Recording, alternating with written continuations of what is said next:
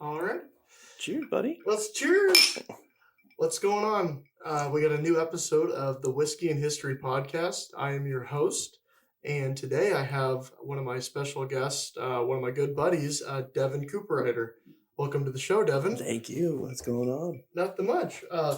We're just sitting here, just enjoying one of our favorite beverages. We've only had a couple times in our life. Just a little bit. It's a Crown Royal Apple. It's by far, I think it's my favorite Crown Royal. I don't know about you, Devin, but I just love it. Yeah, you can't get any better than that. That and the caramel. Yeah, that's pretty good too. The salt and caramel or whatever the hell it is. That's pretty good too. So let's talk about yourself a little bit, Devin. So let's hear about your background and what you do, and where you went to school and grew up and all that stuff. All right. Well, I was born, of course, November 1994, a week and a half before Zach, so I held that distinction. But grew up in Vernon, Illinois, just south of Springfield, for those who don't know. Attended school from Vernon basically until I was about a sophomore in high school.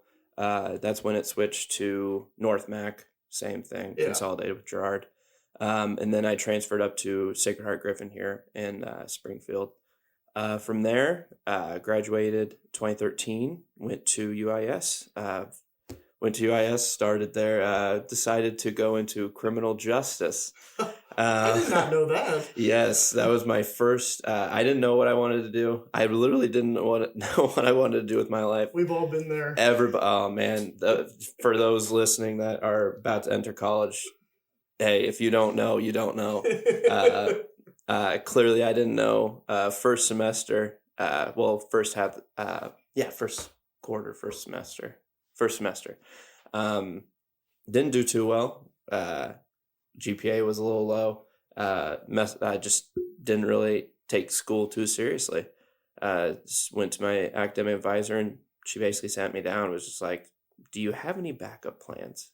Just in case college, grades, and I don't blame her looking back. It's scary when you have that low of a GPA. And so we were going over the list of different degrees, and I was like, history.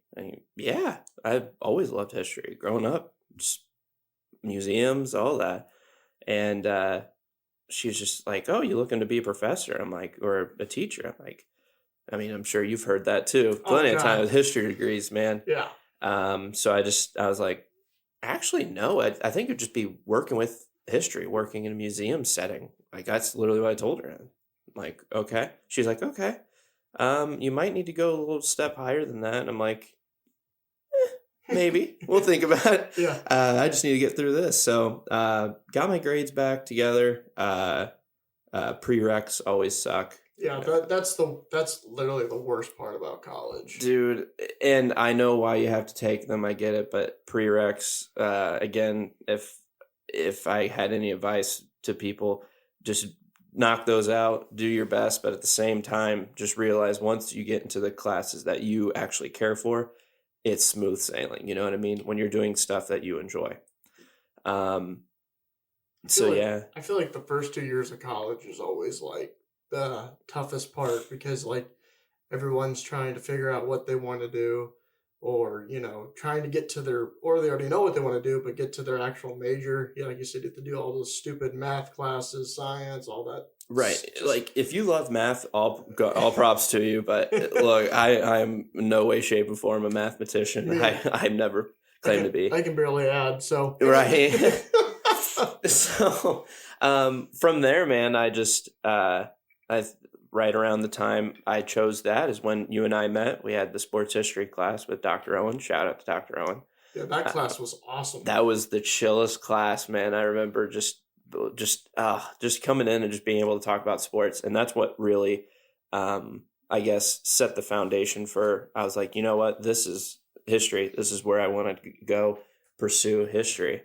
From there, man, I took classes here and there, got familiar with Dr. Hunter with the museums and monuments, natural history, and with natural history or museums, I think you monuments, That Some- either way, history, something with history. Sorry, Yeah. Dr. Hunter. But that's where we furthered that. Oh man, that was being able to experience that.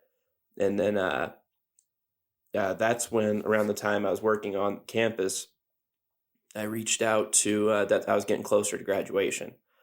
And so of course you have to buckle down, get ready to see, like, what are you going to do after that, right? Yeah. Sent a volunteer application to the museum, Abraham Lincoln Presidential Museum, and I was talking to a contact there, and a position was going to open up. So I was like, okay, like I'm just going to apply for it. Got the job at the museum. So just being able to work with that was just fantastic. Yeah, like that. I've always wanted to really like kind of work there. I'm kind of jealous of you, honestly. I know that that was your like real first history job, and explain like what you did there and what are some of the awesome experiences that you got to have like in this amazing museum, because it is so cool. Oh, dude, if I could consider that like a home feeling every day going in there, just it was fantastic. And just before I get into it, I think that's a good theme since your history as well.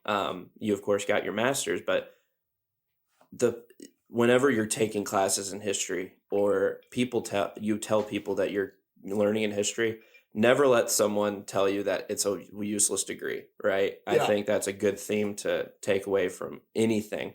Growing up, not really growing up, but once I decided to do that, you're going to be a teacher. No, I don't want to. I just want to work with history. Well, work in a museum, they don't pay that much. I don't care. Yeah. I want to work with history. I want to work in history. And so back to the museum, I worked in the volunteer department.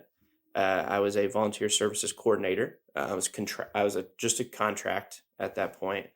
They didn't have a full-time state worker to fill that position, so they would put out contracts, and I got the contract. Worked there for from January 2018, I believe, until March 2019. Basically, around, I would say, close to 600 volunteers. I and my manager, Jeremy, shout out to Jeremy as well. He basically, we were in charge of scheduling orientations of all those volunteers. It was fantastic. Being able to different shifts, different schedules, but being able to, when you hear you're close, like when I first heard that number, close to 600 volunteers, my jaw dropped. I was like, what? And seeing Jeremy being able to identify each and every volunteer, I was like, how? Yeah. But then you start working, and then you start realizing that's where I found my true passion. Not only history, but I was like, working with volunteers or volunteer management would be fantastic. The contract was nearing its end. Unfortunately, they were going to end the contract but put a state worker there, and I knew it. I was warned about it, and so there's nothing. I had no harsh feelings about it. Once you work in those sort of fields, and under a contract, at any time they can nix that contract, right? So luckily, I was able to find a position at the Lincoln Home National Historic Site, and from there, just fantastic. Yeah. So going from the museum to Abraham Lincoln's historic home in Springfield, how was that jump? Was it very similar, in things you did, or was it a completely different experience? Because now you're from, inside a museum, now you're outside, and because Lincoln Historic Sites is this like block where you grew up. Just like a 4-block neighborhood. Yeah. Where he lived in Springfield. So how was that transition? The transition, kind of scary, but also I was confident, very confident in being able to go from, so the position I took there was community volunteer ambassadors through, it was like a partnership with the National National Park Service, the partnership. If I'm messing that up, sorry. But yeah, it was basically a program, sort of like an internship. Yeah. They'd pay you to basically help bring people to the park, how to make the park better, just small things. But it was a good way for people to get into the National Park Service. Going there, I was the volunteer services coordinator. I'd work in the volunteer department. The volunteer service coordinator of that department was leaving as I was coming aboard. So about a month or two in, he left, and my manager basically, without saying you are now in charge, or you're basically, I was used as sort of like a placeholder. Mm-hmm. They had somebody that they were hiring. She wasn't going to be there until later, about a month or two after. Excuse me. So I went ahead and I would schedule, not so much schedule, but that was mostly the lead ranger, but being able to work with them, scheduling the volunteers, working everyday needs, visiting schools with another ranger to basically help promote the Lincoln Home National Historic Site. So you would go to these different, like middle schools, high schools? Butler School. Elementary school. Yeah, Yes. yeah. So we would go there, and it was only, I believe it was a few weeks, or it was a month long. It was one day every week for like 4 weeks, and then it amassed into this. We helped bring them to the park. They would essentially look at different things, explore different things of the time period. On top of, to jump to another thing, to the Lincoln Home, I would actually give tours of the Lincoln Home, and that was incredible. Being able to, most people are lucky. If you're outside of Springfield, most people are lucky to visit that home at least once in their lifetime. I was in there every day for at least 10 times a day. And which is just super cool.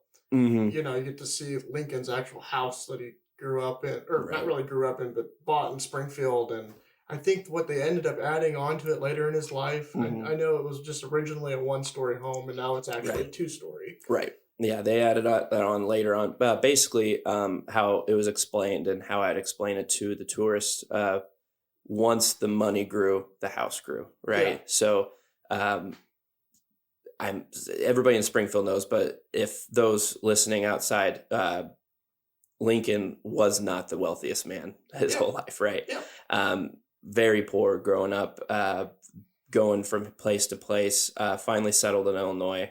New Salem. When he came to Springfield, barely, not much money at all, right? Yeah. So being able to get that house, and then adding on to it, was just remarkable in of itself. He started making money once he became a lawyer. Right. That's when he started getting the bankroll going. Him and Herndon, the law office downtown Springfield. Yes. Being able to grow his wealth, grow his name, and essentially becoming. So, compared to the museum, how many volunteers were at the Lincoln Home compared? There weren't as many. They're active at that time. I want to say there was around 60 to 70. And that was once that I saw that number, I was like, oh, that's great, because now you can build a better, not to say you can't build a close relationship there, but being able to further, most of them volunteered at the museum too. So that being able to just walk in and be like, oh, I know them, that comfortability, and that trust in both ways, being able to know that, okay, I can rely on them, they can rely on me. And, that old saying, not really an old saying, but it was sort of explained to me, volunteers, the volunteers don't work for you. You work for the volunteers once you're in that position. And it's so true. And it's so remarkable, the relationships you build with them. So props and shout outs to every single volunteer, not just at the museum, the Lincoln Home, but volunteers everywhere, man. It's incredible.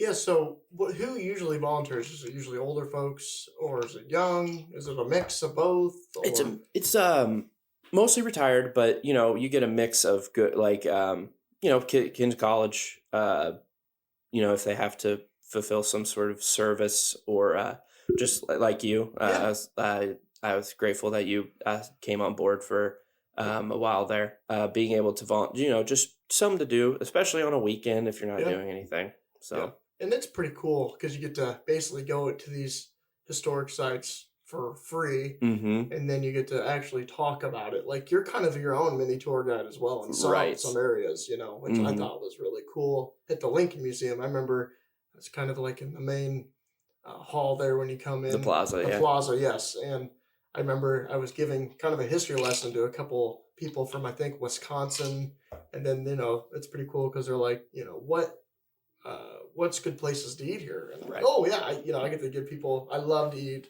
and Mm. so like I tell everyone all the good local restaurants and where to get a good drink and all that Right. fun stuff. So I know that's kind of cool. It's not history related, but No, yeah, but but in a way it is history related, because as we both know, downtown Springfield, you step outside any building in downtown Springfield, you're walking in history, that is true. right? That You're is true. you're walking, whether it's going from the museum to the Lincoln home, back to the Lincoln Herndon Law Office, to the old state capitol. You're walking in history. You're walking where Lincoln walked, right? Yeah, And so being able to just explain that. And most people, when they go to the museum, they're like, oh, Abraham Lincoln, yada yada.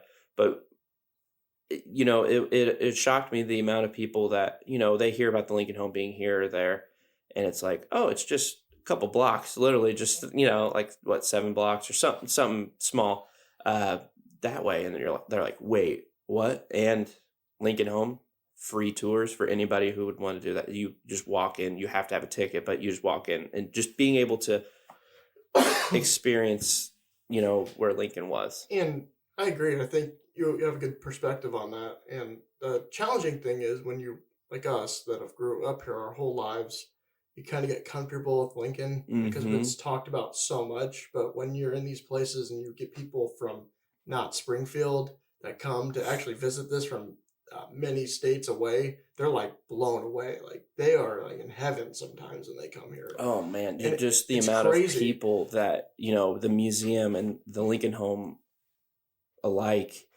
they're for a time. I would say before college, or maybe even during college, you get, it's a good, I guess, a phrase, Lincolned out. You're taught growing up school. It was almost like a oh, we don't have anything on let's talk about Lincoln or something. It's just Yeah, like and it's incredible, but at the same time, we take it for granted, right? yeah, We take it, and there's like, yeah, I'm sitting where Lincoln probably could have sat, or yeah. walking where Lincoln. But it's always refreshing to have those people that walk up, and you see people, especially walking when I was walking from my office to go visit the volunteers, or to go check in on them, or just go for a walk around the museum, right? And seeing the amount of people with either tears in their eyes, or asking so many questions, or stopping you to ask you a question like, what's this, or and feeling the impact that Lincoln had. It's like, okay, that's refreshing. I know, at the Lincoln home so many times, and so many after a little bit, maybe during the day, you're in that home, going up and down the steps, up and down the steps, giving the tour here, giving a tour there. But then you get to it's refreshing to see those people during at the end of the day that visited the museum. They came to the Lincoln home, and then they're like, wow, like, uh you can't really step behind the railing and feel what, or touch the items that he touched. But being able to see that, and for those people, just that emotion, that I remember the first time I gave a tour, I was nervous. I was very nervous. I was very tense. But stepping into that home, and then just being like, wow, I mean, Yeah. it's essentially, we're trained our whole life to talk about Lincoln, Yeah. being in this area. So it was pretty cool. When you're trained to give these tours of the Lincoln Home? Is there certain things you can't say or do, or is it like you have to talk about the same thing every time? Like you kind of have like a kind of like I don't know, like a script you have to follow a little bit of ways. So I wouldn't say that there's a sort of like a set script. Okay. You're walking in. Everybody had their own tour, right? So with me, I wanted to make it as cool, information packed, but I also wanted to bring humor into it, right? Yeah. Some people were more serious, and that's just the nature of the game. But you of course wanted to shy away from, maybe things that weren't fact, or Yeah. the question I got all the time was the Lincoln Home haunted? And that was, Is it? if I, right. The thing, there was a tour group one time, and it had this lady was like, I feel something in here, and I was like, well, if that feeling gets any more, let me know, because I'm out.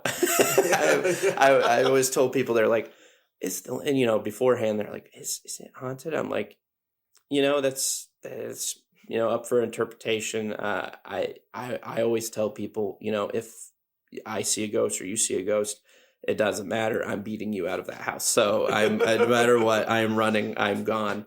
But no, all jokes aside, it's not a certain script, but you're in the same path, you're going the same route. So you hit on key points per room. Yeah. That's kind of shocking that many people are fascinated if the house is haunted or not. Oh, do they think he man. died in the house? I mean, I don't understand. Right. It's just, and I find that very fascinating. Yeah, and to be fair, as we know, a child did pass away in that home, right? Eddie. Oh yeah, that front parlor. I do forget about that. Right. So, to their point, it's like, one of the elements, when you're in the parlor, when you go into that house on the left, that first room, people are like, a child passed away. And yeah, right. And pointed, and I was actually trying to remember my script, but I can't, like my own tour, but I can't, like, well, maybe if I was in the home, it would come back to me, but it's been a few years. Oh man, it's been a while. And of course with COVID, that didn't make anything. Yeah, that made everything a lot more fun. Right. Yeah. But so did you, when you were at the museum, did you ever have anyone ever ask you anything kind of crazy, if this place was haunted or anything like that? Or not so much haunted. I didn't think I ever got anything out of the ordinary that would have qualified as like are you serious? Most of the people who have the questions going into the museum get them answered. I get them answered as they're in the museum, right? Because it's packed, as we know, with information. Nothing really comes to mind in terms of crazy questions. From there. And you just made sure the volunteers were working at the museum. You didn't really go around and give tours there. If somebody asked me a question, I'd stop and answer. If volunteers came up to me and asked me, the museum's very free flowing. It's a self-guided tour. So you pay, you go in, there's two different routes to take, whether you want to go to the childhood before the pre-White House, or you want to go to the White House years and go through there. So there's two different, and then there, of course, the movies, the films. But yeah, most people generally, if they have a question, it's mostly about like, can you go further into this story or that story? And that's when I would mostly be like, hey, if you need me here, but hey, all those questions, feel free. If you don't want to hear me talk, feel free to go. Feel free to walk around and I know you made some really close relationships with a lot of these volunteers. Right. Yes. And can you go into that some? It's almost, if I can find the words, it's rewarding. Very rewarding working at the museum. When earlier I said it was like a home feeling, there wasn't a day that I went in there and was happy, or I wasn't happy. Sorry. there wasn't a day that I went in there and I was like, I'd go inside and just be upset throughout the day, right? Immediately, if I had something, if I went into work, if I had a good example, I had a cat that died the morning right before I went into work. And so going in there and just, of course, I'm just distraught and upset. Immediately volunteer, like, hey, Devon, how are you doing? Instantly, just that sort of, Yep. just, the hardest part, of course, was when volunteers passed. And that's never easy. Yeah. Never easy on anybody. Of course, naturally you build friendships, you build relationships, and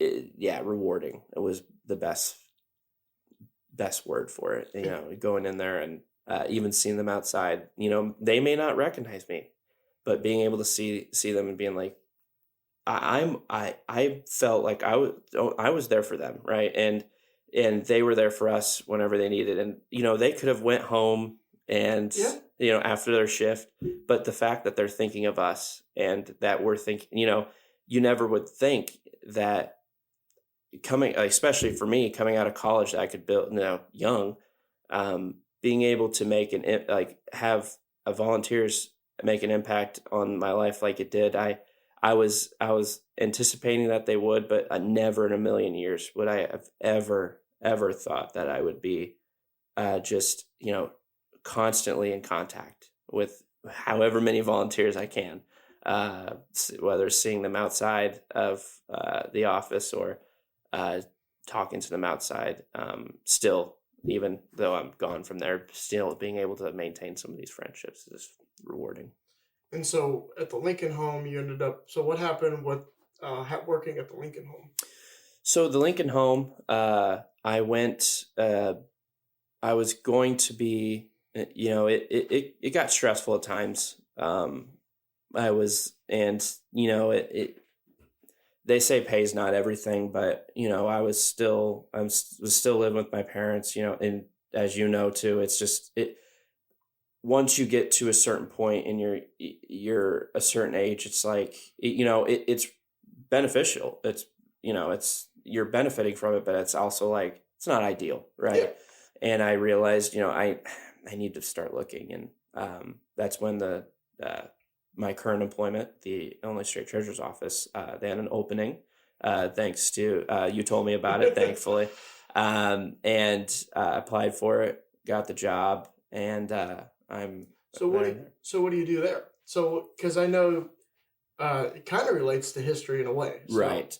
So being able to so I work in unclaimed property, so safe deposit boxes across the state that are abandoned, or things like that nature. They get declared to the state. State takes them. And then, so being able, that's history in of itself. I can't go into detail, of course.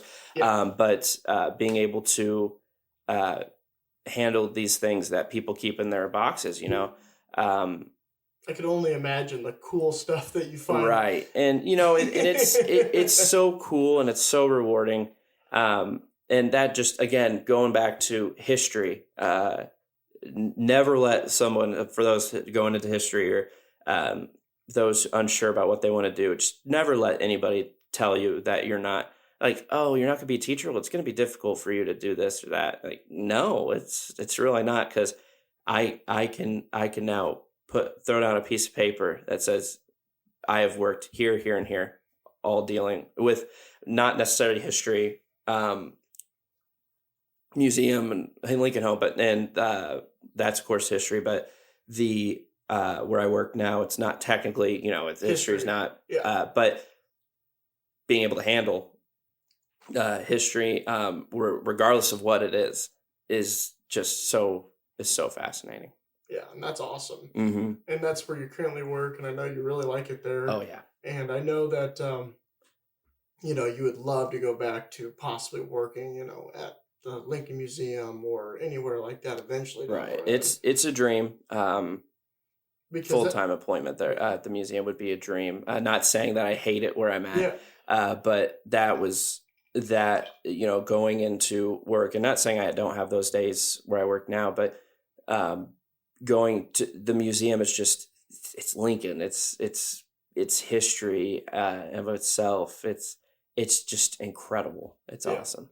And what do you think is like the most important aspect of history in our community? I think. Well, I think in order to answer that question, I got to go back, right? Yeah. There's that. Though you gotta learn history in order to not repeat it. Or you got some people have to teach it, but either way, history has to be taught so that it doesn't repeat itself, right? Going back, I remember Holocaust, like the Holocaust. I believe it was an Illinois. I believe it still is an Illinois mandate that it's to be taught Yeah. in schools. And that right then and there, when I believe I was seventh or eighth grade, one of the two,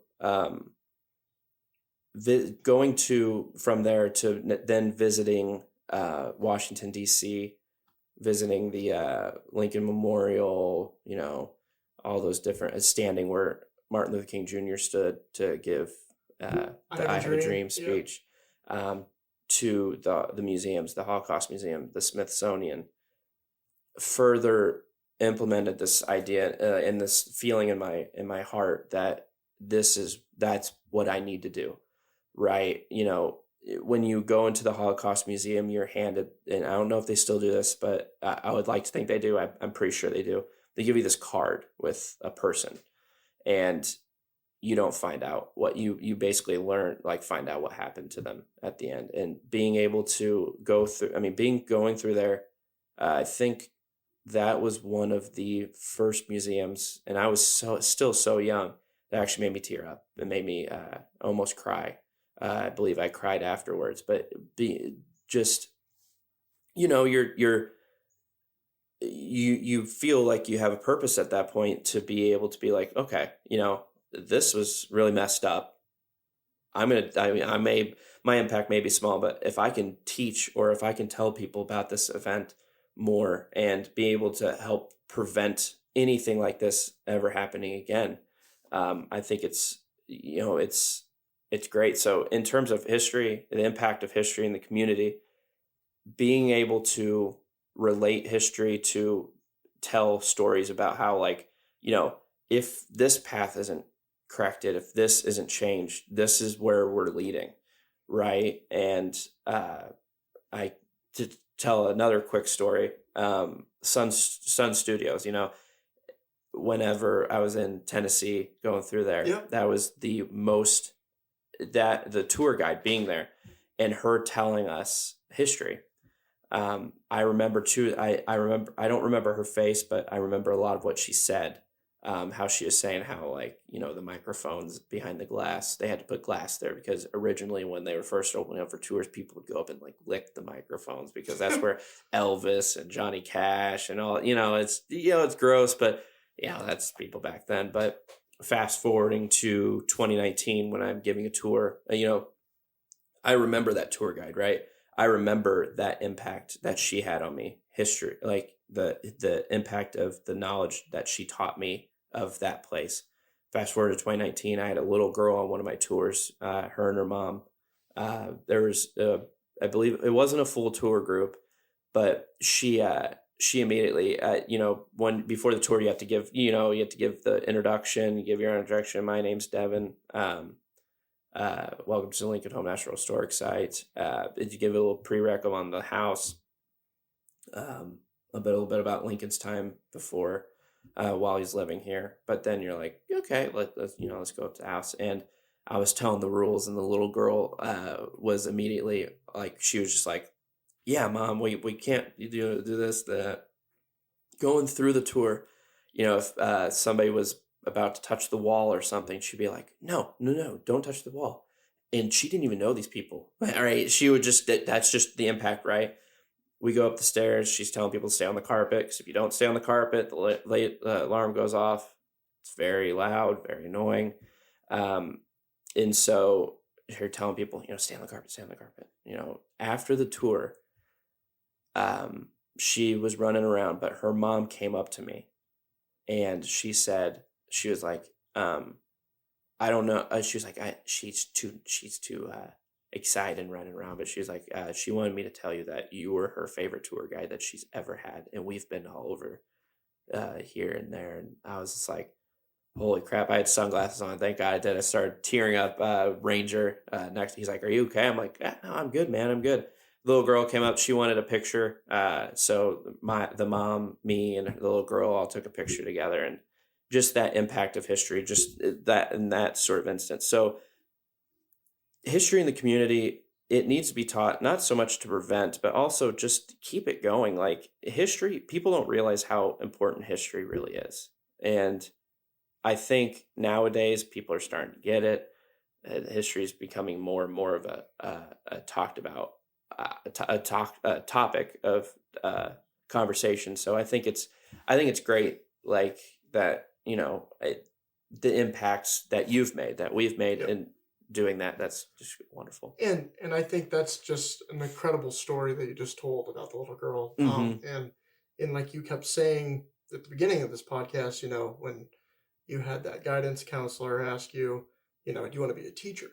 Well, like a lot of people don't understand, and like what people are like always taught when you go into history, you have to be a teacher, like in a classroom setting. Right. Really, when you look at you here, you were actually a teacher in a public setting. And I feel like that's almost as important, or even sometimes more important than being in the classroom. Right. Because, here you are having a major impact on someone's life, like a little girl, and explaining and showing, these historic sites actually in person versus, sitting in a classroom, how kids are, it's cut, you get lost in the shuffle versus physically being there. And you have someone like you with a good personality that gets people excited about history.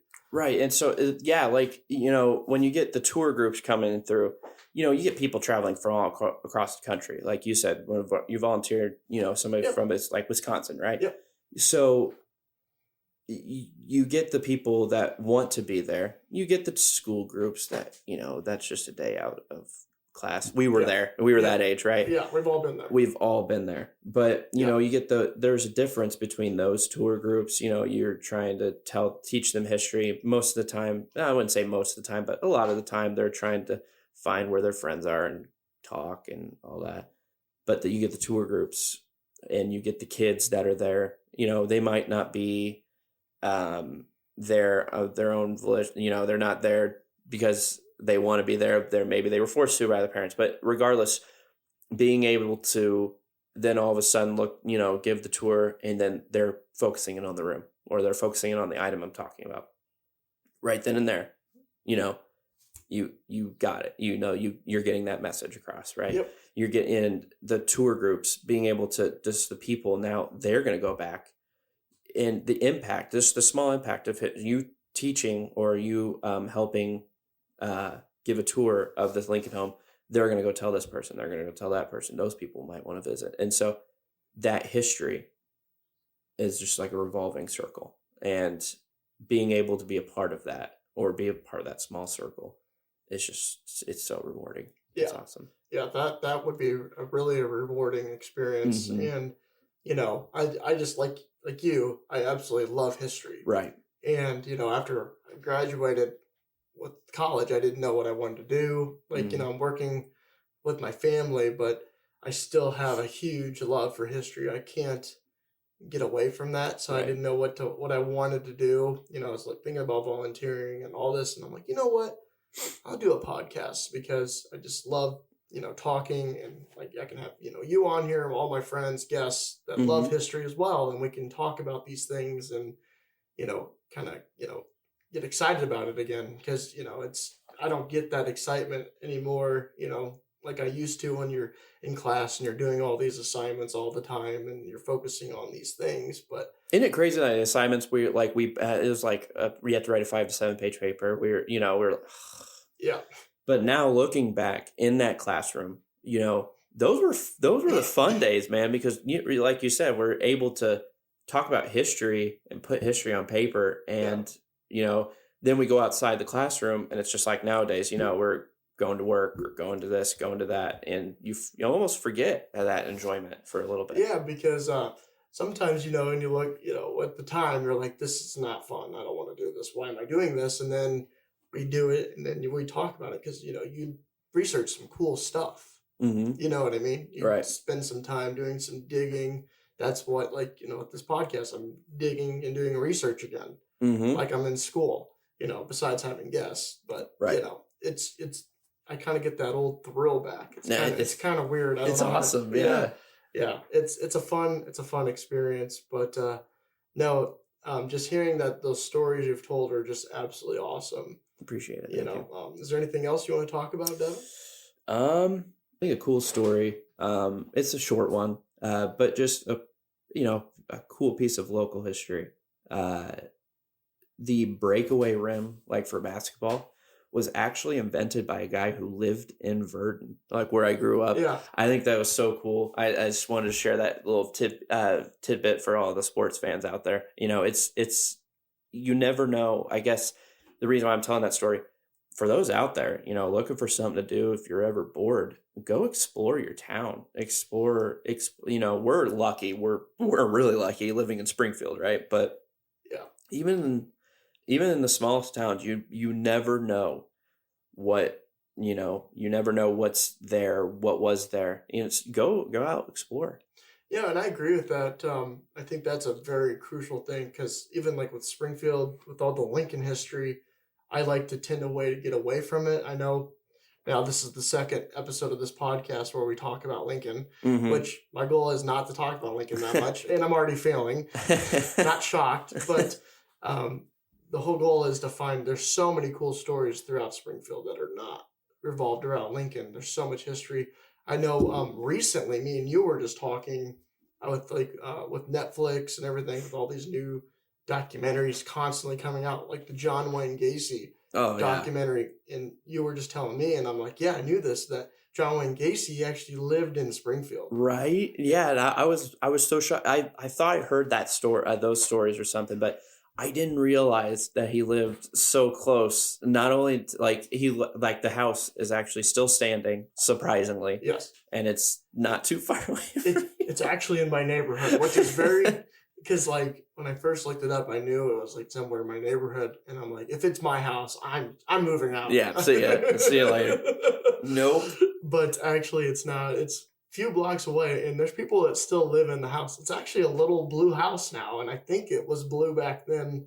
I looked them up in the Springfield newspaper archives and found out all about them. And I think I want to do that as an episode later on this podcast, maybe for like Halloween. Yeah. Let's get spooky and let's talk about when John Wayne Gacy lived in Springfield. He didn't really, I know for a fact it wasn't anything like super exciting, like with killing people, which I mean, we don't want that to be an exciting event, thank God it didn't happen here.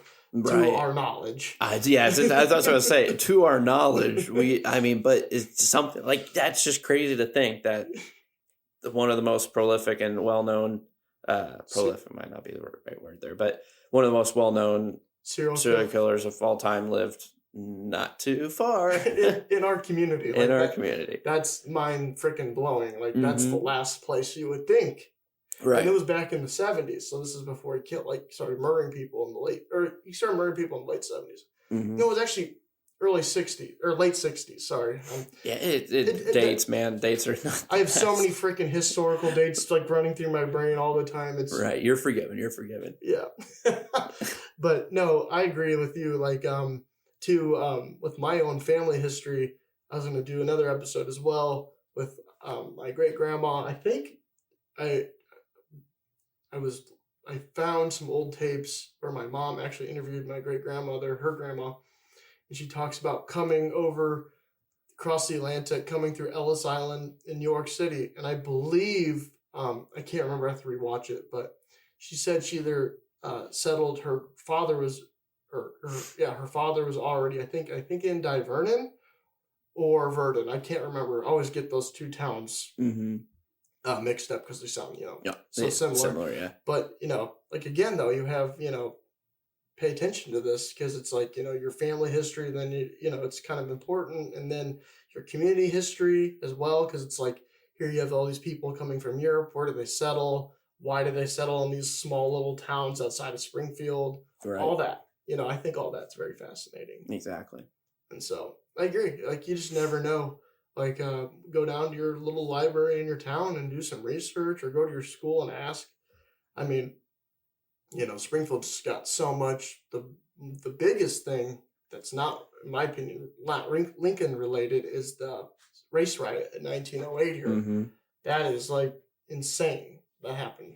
Right. And and you never would, especially in Springfield, you never know what sort. So not only that, but in Vern, there was the coal mining strikes and and so, those sort of, you never know, right? It doesn't matter if it's, you live in a town of 100 or you live in a town of 100,000.